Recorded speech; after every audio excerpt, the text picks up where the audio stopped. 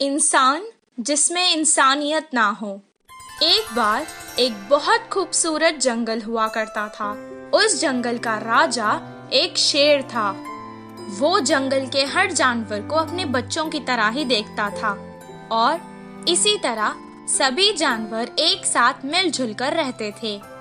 एक दिन एक हाथी पेड़ से फल तोड़कर खा रही थी और अचानक उसे चक्कर आ गए और वो गिर गई। उसे गिरा हुआ देखकर जंगल के कुछ हाथी वहाँ आ गए और वो उससे उस जंगल के वैद्य के पास ले गए। बंदर वैद्य ने उसे कुछ देर देखा और कहा, इसे कुछ नहीं हुआ है, परेशानी की कोई बात नहीं है, ये माँ बनने वाली है। ये खुशखबरी सुनकर जंगल के सभी जानवर खुशी मनाने लगे। गधे ने हाथी से कहा, अरे वाह, अब बस आराम करना और मेरी तरह भारी चीजें मत उठाना। हिरन ने भी कहा, तुम मेरी तरह कूदा मत करो, आराम से चलो। मंत्री लोमनी ने कहा, मेरी तरह जो मिले वो मत खाना, अच्छा खाना खाओ। कौवे ने कहा, तुम्हें अगर कुछ भी चाहिए तो मुझे आवाज दे देना। ये सब सुनकर राजा ने कहा, हमारे हाथी मित्र की अब हम सबको ही मिलकर देखभाल करनी चाहिए।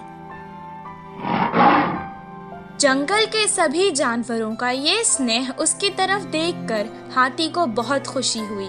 हर कोई उसका ख्याल रखने लगा। उसके पेट से वो बच्चा भी सब देखता था और खुश होता था।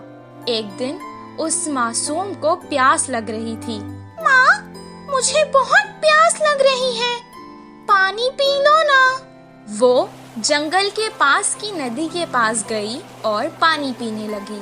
पानी पीकर वो खुश हो गई और कहने लगी, माँ, मुझे सारा जंगल दिखाओ ना, मैं देखना चाहता हूँ। तब वो धीरे धीरे चलते हुए उसे सब कुछ दिखाने लगी। उस खूबसूरत जंगल को देखकर उसके बच्चे को बहुत खुशी हुई। अचानक वो रास्ता भटक गई और जंगल के पास के गांव में आ गई। उस गांव में 2 शरारती बच्चे रहते थे। वो हमेशा सबको सताते और खुश होते थे। गांव के मुखिया की कई डांट पड़ने के बाद भी वो ना बदले, बल्कि उनकी शरारत दिन ब दिन और बढ़ती चली गई। कुछ दिन बाद उन्होंने सोचा कि पटाखों के साथ कुछ शरारत करते हैं। तब उन्होंने वो पटाखे एक अनानास में भर डाले और रख दिए। तभी वहाँ से वो हाथी जा रही थी। पटाखों से भरा अनानास उन्होंने उस बेचारे हाथी को खिला दिया। वो खाते ही अचानक हाथी के मुंह में वो अनानास फट गया और उस बेचारे हाथी का मुंह बुरी तरह से जख्मी हो गया।